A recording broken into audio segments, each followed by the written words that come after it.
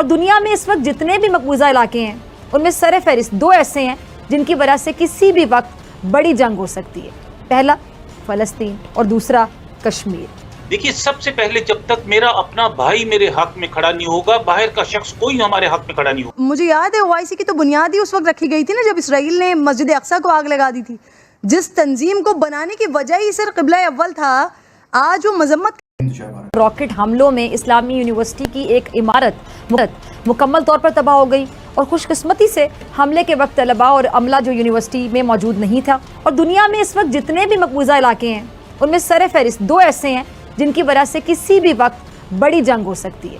پہلا فلسطین اور دوسرا کشمیر. فلسطین کی بگڑتی ہوئی صورتحال پر عالمی برادری کی جو توجہ ہے مبذول کروانے کے لیے وزیر خارجہ شاہ محمود قریشی صاحب وزیر اعظم عمران خان صاحب کی خصوصی ہدایت پر سفارتی مشن پر ترکی گئے ہیں اور وزیر اعظم عمران خان صاحب نے جمعے کو سرکاری طور پر یوم احتجاج منانے کی بھی ہدایت کی ہے. اس پوری سچویشن پہ بات کرنے کے لیے میرے ساتھ موجود ہے Naeem Abid, secretary general UN human rights commission. Sir بہت شکریہ جوائن کرنے کے لیے. ملک صاحب، سب سے پہلے یہ بدقسمتی کہہ لیں کہ جب اسرائیل اور فلسطین کی بات آتی ہے ملک صاحب تو عالمی برادری دوہرے معیار اختیار کر لیتی ہے باقاعدہ، اور ایک نرالی سی منطق پیشی کی جاتی ہے کہ اسرائیل کو اپنے دفاع کا حق حاصل ہے. اب سوال یہ کہ کیا نہتے فلسطینیوں کو جینے کا حق نہیں؟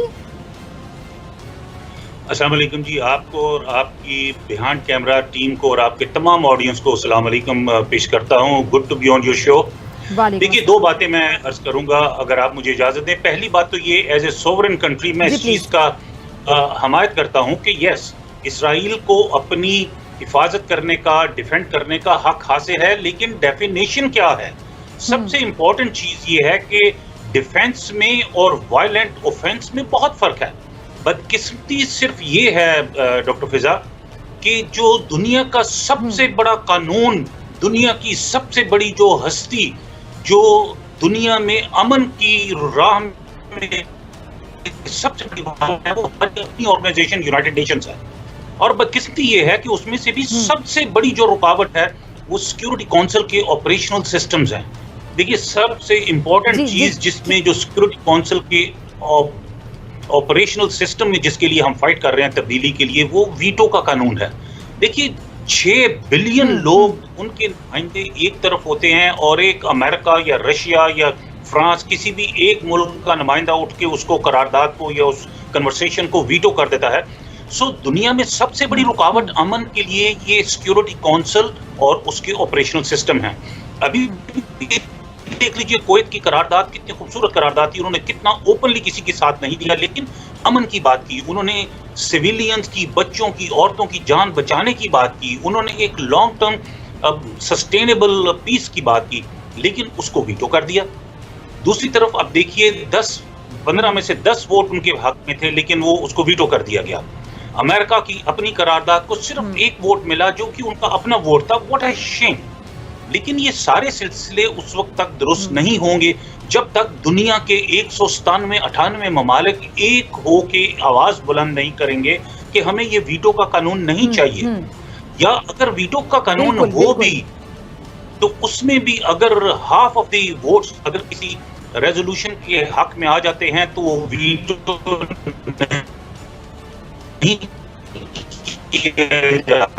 اور بھی بات عرض کروں گا. بدقسمتی یہ ہے کہ 57 اسلامک کنٹریز میں سے بہت کم اسلامک کنٹریز ہیں جنہوں نے اوپنلی یہ آواز بلند کی کہ فلسطینیوں اسپیشلی فلسطینی بچوں اور عورتوں اور بوڑھوں جس آپ نے فرمایا ان کے ساتھ بے انتہا ظلم کا ان کو شکار کیا جا رہا ہے.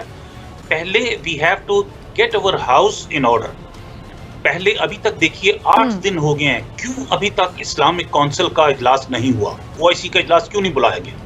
عرب لیگ کا اجلاس کیوں نہیں بلایا؟ دیکھیے سب سے پہلے جب تک میرا اپنا بھائی میرے حق میں کھڑا نہیں ہوگا، باہر کا شخص کوئی ہمارے حق میں کھڑا نہیں ہوگا. ترک صدر نے 21 ممالک سے سربراہان سے رابطے کیے ہیں اور تجویز دی ہے کہ بیت المقدس کے تحفظ کے لیے بین الاقوامی امن فورس بنائی جائے اور وہاں کا انتظام سنبھالنے کے لیے 3 مذاہب کی کمیٹی بنائی جائے. یہ تجویز قابل عمل ہے؟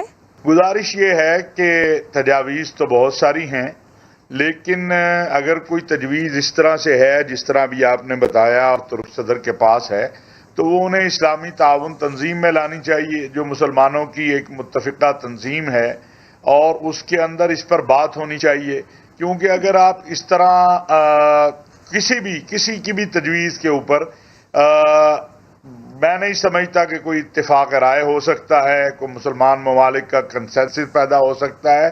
ان کی یہ تجویز بہت اچھی ہے، ان کے اعتبار سے ان کو چاہیے کہ وہ اسلامی تعاون تنظیم میں یہ لے کر جائیں، وہاں پر اس کے اوپر بات چیت ہو۔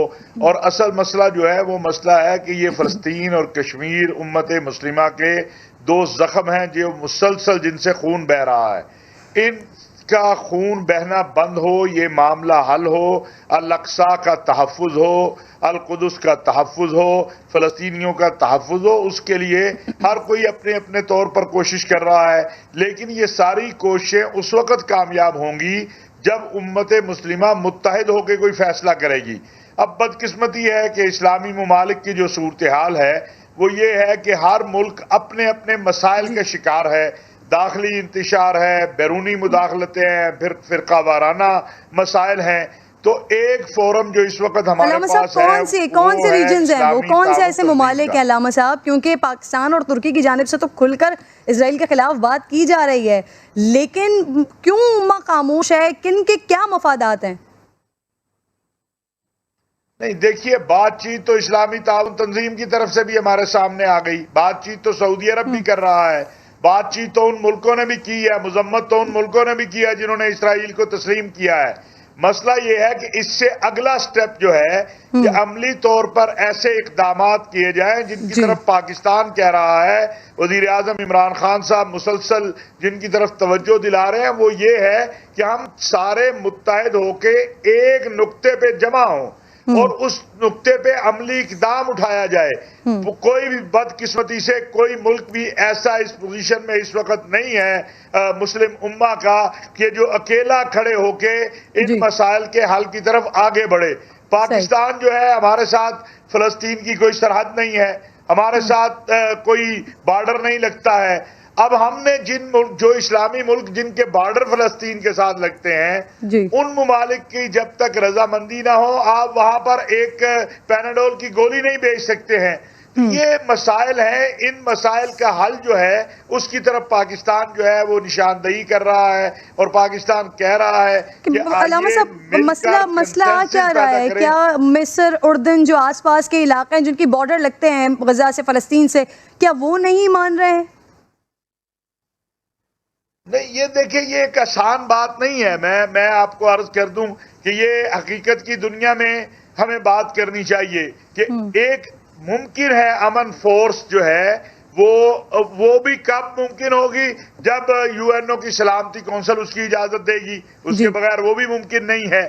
پاکستان کی حد تک میں یہ آپ کو عرض کر سکتا ہوں کہ وزیر اعظم پاکستان محترم عمران خان صاحب نے ابھی پچھلے دنوں ہم جب مکہ مکرمہ میں تھے، اسلامی تعاون تنظیم کے سیکرٹری جنرل جو ہیں وہ ان سے ملنے آئے، انہیں یہ بات کہی تھی، یہ آن ریکارڈ میں کہنا چاہتا ہوں کہ جو اسلامی تعاون تنظیم کنسنسس سے مسلم ممالک کے ساتھ طے کرے پاکستان ہر خدمت کرنے کو تیار ہے۔ پاکستان جو کشمیر کا مسئلہ ہے، فلسطین کا مسئلہ ہے، اسلامک فوبیا کا مسئلہ ہے، توہین ناموس رسالت کا مسئلہ ہے، پاکستان حاضر ہے۔ ابھی بھی جو اسلامی تعاون تنظیم کے وزرائے خارجہ کا وہی مسئلہ ہے علامہ صاحب، وہی مسئلہ ہے کہ اتفاق ہی نہیں ہو پا رہا ہے، کسی بات پر کوئی مثبت حل دکھائی نہیں دے رہا ہے۔ او آئی سی کی سر بات ہو رہی ہے تو مجھے یاد ہے او آئی سی کی تو بنیاد ہی اس وقت رکھی گئی تھی نا جب اسرائیل نے مسجد اقصیٰ کو آگ لگا دی تھی، جس تنظیم کو بنانے کی وجہ ہی سر قبلہ اول تھا، آج وہ مذمت کے سوا کچھ نہیں کر پا رہی ہے۔